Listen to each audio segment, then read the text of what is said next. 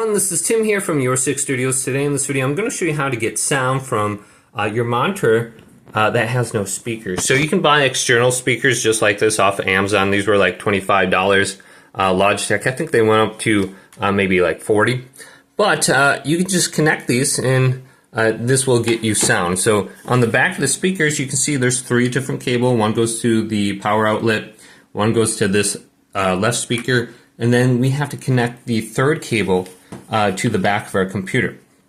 Now if you buy external speakers, you do have the option to connect it right here with the headset. You could try that, see if that works. And then the left one's for the microphone, so you don't want to connect it there. But let's go to the back of the computer now. Don't hurt yourself getting down here.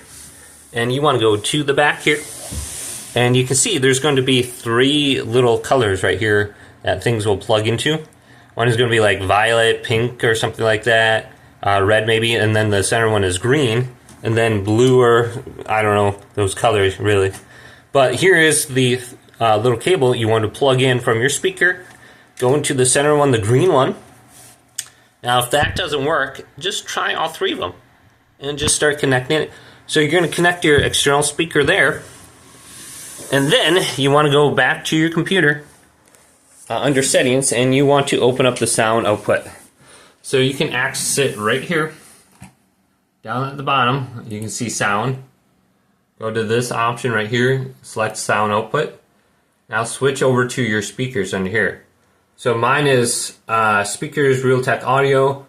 So if it's not that one, try a different one and just play like YouTube in the background or something until it comes up. Otherwise, go to settings, system, go to sound, and you can switch it over here. And make sure your volume is turned up enough so you can actually hear things.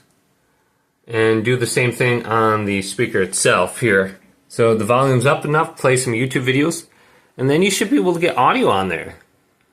Hopefully this video did indeed help you guys out.